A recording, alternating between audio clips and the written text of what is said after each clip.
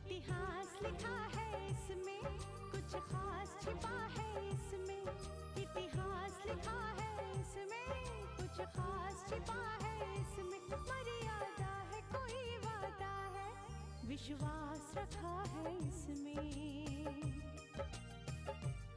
सात फेरों से मिला ये तो उपहार है, मेरा श्रृंगार है, मेरा श्रृंगार है, मेरा श्रृंगार है, मेरा श्रृंगार है। मंगलसूत्र, मंगलसूत्र,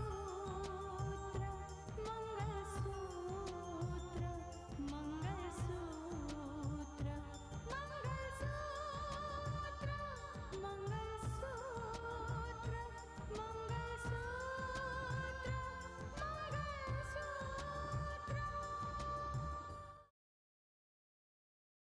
गुलशन शाह की सच्चाई सबके सामने आ चुकी है, तो तुम पर जितने चार्जेस लगे थे वो सब कमजोर हो चुके हैं।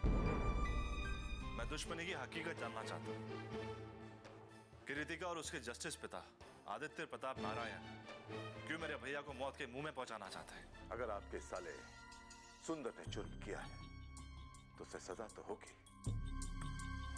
और मुझे सीबीआई पर पूरा भरोसा है, उनकी नजरों से कभी भी कोई सच छुप नहीं सकता, सच्चाई सामने आकर ही रहेगी। आप देख लेना। आज रितिका भाभी के दिमाग में सबसे बड़ा सवाल यही है कि राकेश अगर जिंदा है तो आखिर क्यों वो उनके बारे में ऐसी बातें कर रहा है। सुंदर, तुम समझते क्यों नहीं? सिर्फ तुम ही हो जो जानते हो कि राकेश कहाँ है, क्योंकि तुम ही उससे इन टच हो। अरे उस बेचारे को मिला दो ना उसके भाई से। मैं समझ सकता हूं दीदी, अच्छी तरह समझ सकता हूं कि राहुल राकेश का छोटा भाई है और ये खबर मिलने पर कि राकेश जिंदा है तो हो ना हो वो खुद को रोक नहीं पा रहा होगा। और क्या? हाँ मामा जी, मेरा राकेश भैया से मिलना बहुत जरूरी है और उसका इस वक्त किसी से ना मिलना बहुत जरूरी है। समझने की कोशिश करो बेटा। देखो क्या है कि अच्छा ये बताओ कि तुम्हारा राकेश से मिलना किसी मकसद के तहत है या फिर यूं ही मेरा मतलब है कि चूंकि तुम उसके छोटे भाई हो और ये खबर मिलने पर कि राकेश जिंदा है, बहुत मुमकिन है कि जज्बात की रौ में बहकर उसे गले लगाकर अपनी इस दूरी को कम करना चाहते हो। ऐसी बात है? मामा जी, ये आप भी जानते हैं कि राकेश भैया जिंदा है सुनकर मुझे कितनी खुशी हुई है।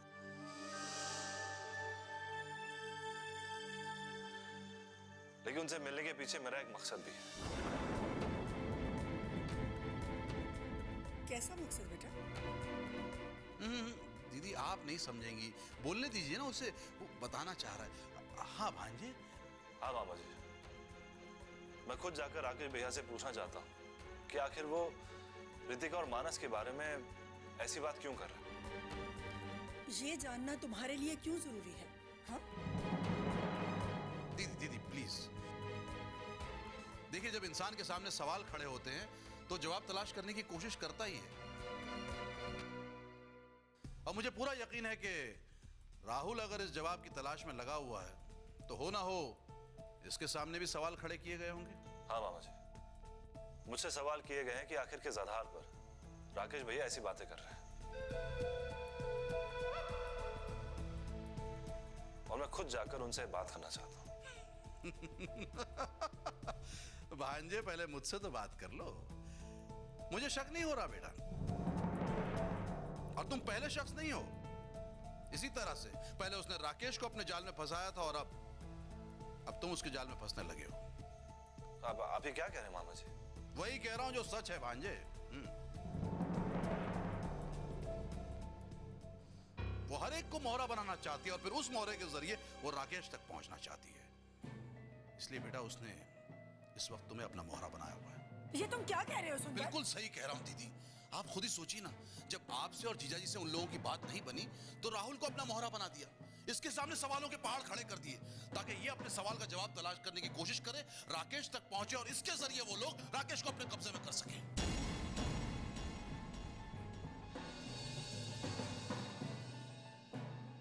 नहीं नहीं मामा जी, ऐसा कुछ नहीं है। हाँ भांजे हाँ, देखो तुम्हें इस कदर उकसाकर वो लोग राकेश तक पहुंचना चाहते हैं,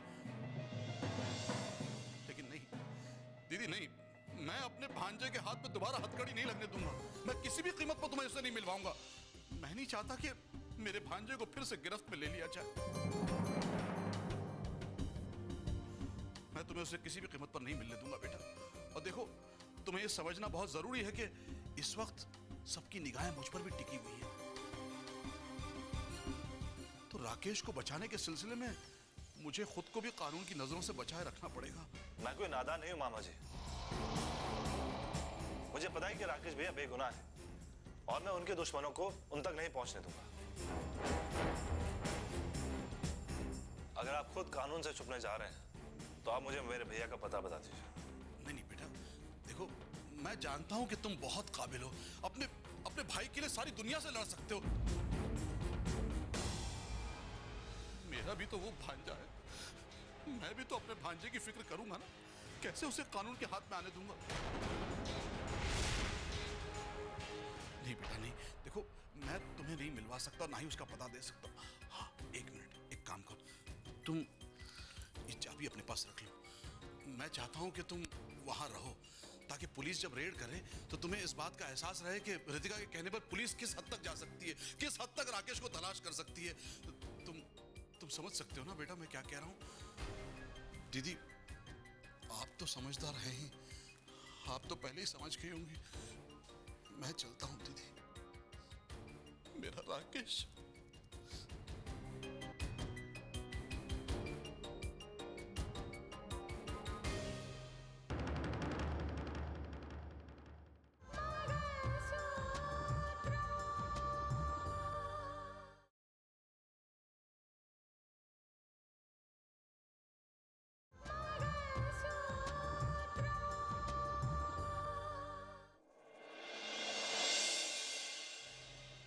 दीदी गुलशन मर चुका हो या जिंदा हो, अब उसका इस केस पर क्या फर्क पड़ेगा? ये तो बस अपने दिल को समझाने और बहलाने वाली बात है। फर्क पड़ता है स्नेहा, बहुत फर्क पड़ता है।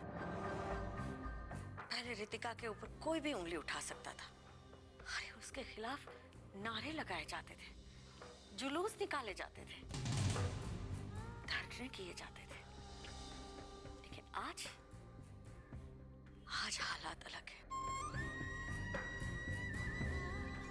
अब रितिका के ऊपर कोई उंगली नहीं उठा सकता।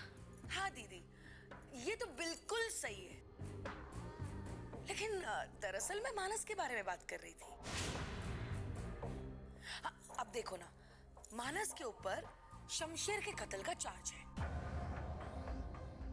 अब गुलशन शाह के जिंदा होने से मानस के ऊपर से ये चार्ज तो नहीं हट जाएगा ना? तुम ये सोचो स्नेहा कि अगर गुलशन शाह गिरफ्तार हो गया और अगर पुलिस उससे सच्चाई उगलवाने में कामयाब हो गई तो क्या वो पुलिस को नहीं बता देगा कि उसके इशारों पर शमशेर का कत्ल हुआ था और उसी के इशारों पर मानस को उस जुर्म में फंसाया गया था? क्या इस बात का मानस के केस पर असर नहीं होगा? दीदी आपकी बात ठीक है, लेकिन मेरी ही बात ठीक है स्नेहा, तुम बिल्कुल गलत सोच रही हो।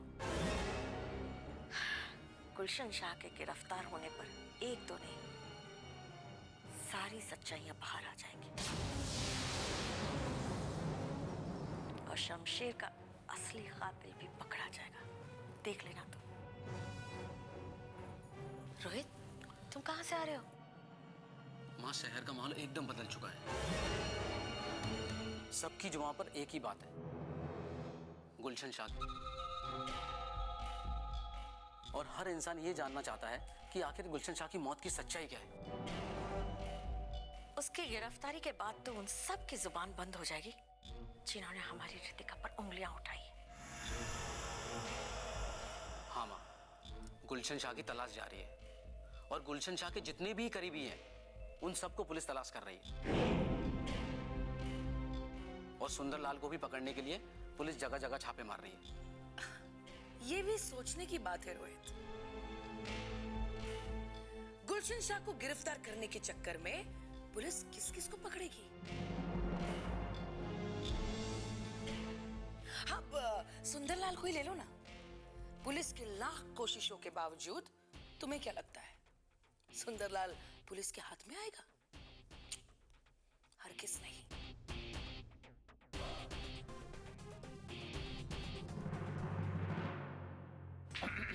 सुंदरलाल का घर यही है? जी, लेकिन आप लोग यहाँ क्या सब ठीक है? हाँ, हम उन्हें गिरफ्तार करना है। उनकी गिरफ्तारी का वारंट है हमारे पास। लेकिन वो इस वक्त घर पर नहीं है। कहाँ गए वो? कभी बताकर नहीं जाते। हवलदार, तलाशी लो। एक मिनट, आप लोग इस तरह घर की तलाशी नहीं ले सकते? ले सकते हैं, हमारे पास उनकी गिरफ्तारी का वारंट है। जाओ तलाशी लो।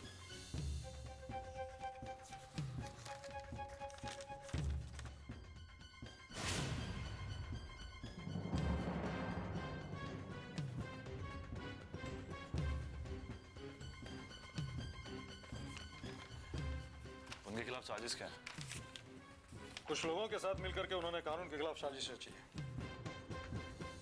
और हमें उन्हें गिरफ्तार करने का ऑर्डर मिला है। ओह, तो आप ऑर्डर बजाने आए हैं? जी हाँ, कानून का रक्षक हो तो कानून का ऑर्डर तो मानना ही पड़ेगा। आप कानून के रक्षक हैं तो मैं देश की सरहद का। सुंदरलाल आपकी नजर में मुजरिम होगा, लेकिन मेरी नजर में वो बेगुनाह है। तो आप समझ सकते हैं मेरा फैसला क्या होगा। सर, अंदर कोई नहीं है सर, पूरा घर खाली है। ठीक है, चलो।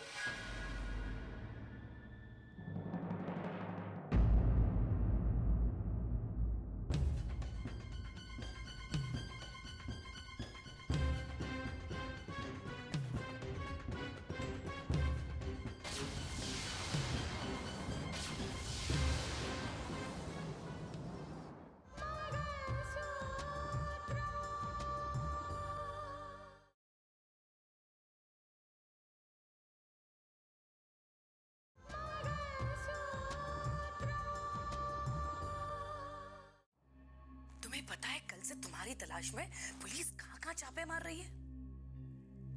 हाँ हाँ, मुझे पता है। और पुलिस तो तुम्हारे घर पे भी पहुंच गई होगी।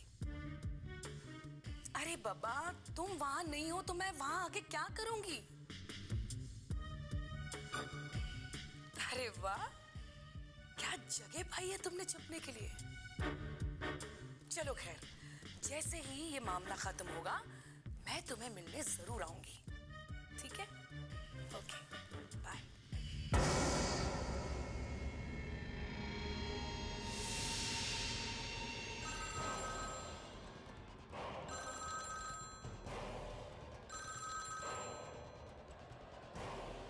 हेलो।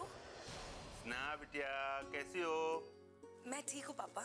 बिटिया, ये फोन तुमको किया था अर्जुन के बारे में जानने की खातिर। अर्जुन के बारे में? हाँ, वही अर्जुन जो श्रीधर और अंजना के साथ शहर आया था।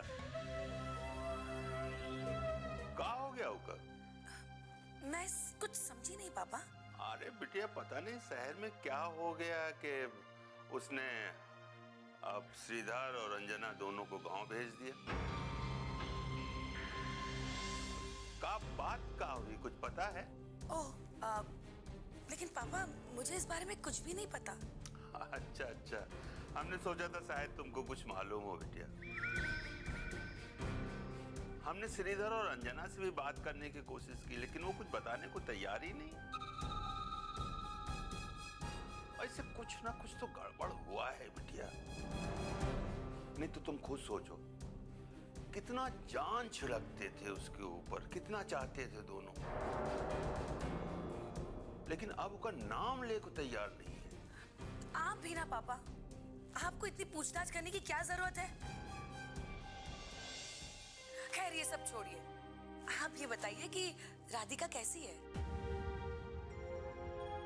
और उसकी पढ़ाई कैसे चल रही है? अरे ठीक है बिटिया, क्या बताएं, पढ़ाई तो कि यहाँ गांव वाली तो खत्म हो गई है, अब कॉलेज में दाखिला कराना है। तुमको मालूम है कि गांव में कोई कॉलेज है नहीं। अब एक ही रास्ता बचता है कि शहर में उसका दाखिला करवाया जाए। पर सवाल ये उठता है कि शहर में रहेगी कहाँ वो? बिटिया, वो तुम्हारे यहाँ रह के अपनी पढ़ाई कर सकती है। अगर कहो तो जज साहब से हम ये बारे में बात कर लें। अब देखो ना, ओके, भविष्य का सवाल है। ठीक है पापा, मैं आपको सोचकर बताती हूँ। अच्छी बात। नमस्ते पापा। हाँ, जीते रहो बिटिया, जीते रहो, खुश रहो।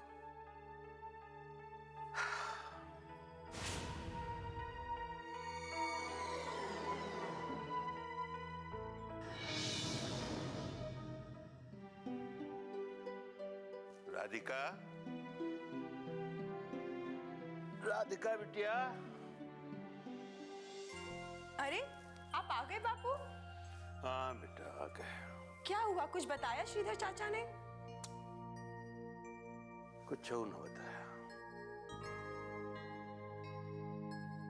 वैसे ही दुखी हैं बेचारे। अब तो अर्जुन का नाम तक नहीं सुनना चाहते। पता नहीं क्या हो गया। ये सब क्या हो रहा है, मेरी तो कुछ समझ में नहीं आता। पहले खबर आती है कि एक्सीडेंट की वजह से अर्जुन का चेहरा बदल गया है, और अब सुनने में आ रहा है कि अर्जुन ही बदल गया है।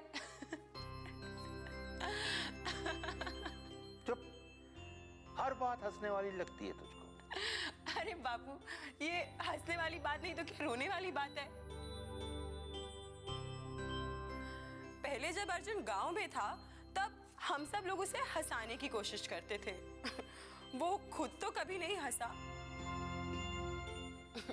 लेकिन हाँ, आज उसके बारे में सुनकर मुझे तो बड़ी हंसी आ रही है। बेचारा, पहले उसका चेहरा बदल गया और अब वो खुद ही बदल गया। भगवान का शुक्र है कि कम से कम उसका नाम तो नहीं बदला। चुप, चकर चकर बंद कर। अब जल्दी से खाना लगा दे मेरा, अभी खेत भी जाना है मुझको। जी बाबू। अरे हाँ बिटिया, वो स्नेहा से मैंने बात कर ली है तेरे एडमिशन के लिए शहर में। उसने कहा है फोन करके बताएगी हमको। ठीक है बाबू। खुश? अर्जुन तो शहर जाकर हमें भूल ही गया है, लेकिन अगर मैं शहर जाऊंगी तो मैं उससे जरूर मिलूंगी। वही बताएगा कि आखिर ये सब जो सुनने में आ रहा है, इस सब के पीछे मतलब क्या है।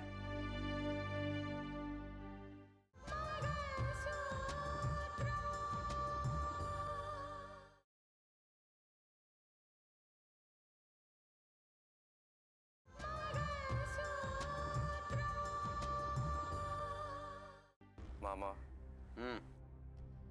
आपके कहने पे मैंने माँ और बाबा को तो गांव भेज दिया, लेकिन मुझे यकीन है कि वो दोनों मुझे वहां बहुत याद करते होंगे। याद तो करेंगे ही ना भांजे। अब इस उम्र में यादों का ही तो सहारा बचा है।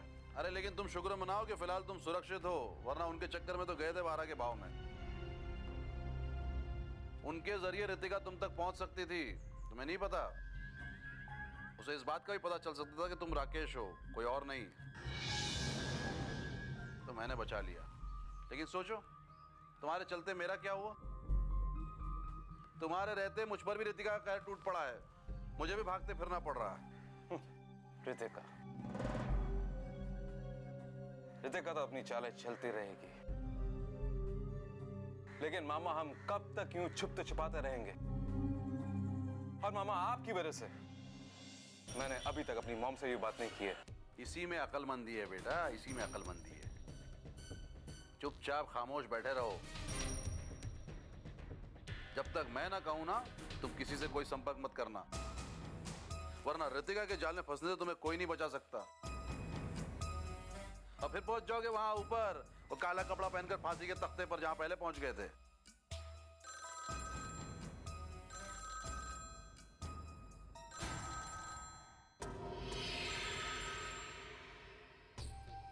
हाँ हेलो। कहाँ है मामा जी? अरे मैं जरा एक खास काम से उलझा हुआ हूँ, बोलो। अरे मामा जी, ये मैं क्या सुन रहा हूँ? पुलिस आपके पीछे पड़ गई है, जगह जगह आपको तलाश कर रही है। क्या हुआ क्या? अरे पुलिस का तो काम ही है मुझ जैसे शरीफ आदमी की तलाश करना। खैर नॉट टू वरी, कुछ दिनों की बात है, बाकी सब ठीक हो जाएगा। अरे पर मामा जी ये बात बिगड़ी कैसे? नहीं, कुछ बिगड़ने वाली बात है तो मुझे बताइए ना। इस वक्त मैं तुम्हें कुछ नहीं बता सकता। अरे क्यों नहीं बता सकते मामा जी? देखिए मामा जी, कुछ रिश्ते आसमान से बनकर आते हैं, लेकिन आपने आसमान से बने हुए रिश्तों को भी पीछे करके मुझे अपना भांजा ही नहीं बल्कि राकेश बनाकर सबकी नजरों के सामने साबित कर दिया है। तो क्यों नहीं बता सकते, बताइए। अरे बेटा, अब रिश्ता जोड़ा है तो बस उसे निभाने की कोशिश कर रहा हूँ। मैं कुछ समझा नहीं।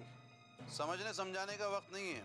जिस तरह मैं खामोश बैठा हूँ उसी तरह तुम भी मुंह में लॉलीपॉप लेकर खामोश हो जाओ, समझे? और एक काम करो, एक बार अगर मौका बने तो अपने भाई से मिल लेना, उसके दिल को सुकून पहुंचेगा। अच्छा अच्छा, आपका मतलब उस राहुल से है? ठीक पहचाना। और सुनो, तुम्हें उससे क्या और कितनी बात करनी है ये तुम्हें अच्छी तरह पता है। जो सबक मैंने पढ़ा है ना, उससे एक मात्रा आगे ना पीछे, समझ गए? और तुम चाहो तो उसे खुद फोन करके बुला सकते हो। ठीक है मामा जी, मैं उसे संभाल लूंगा। बाय। Okay bye. मामा, हाँ। किसका फोन था और किस रिश्ते की बात कर रहा था ये? बहुत सारे रिश्ते होते हैं भांजे, तुम नहीं समझोगे। बस इतना समझ लो कि ये भी मेरा एक मोहरा है। अब इस मोहरे को कहाँ, कब और कैसे इस्तेमाल करना है ये देखना बाकी है।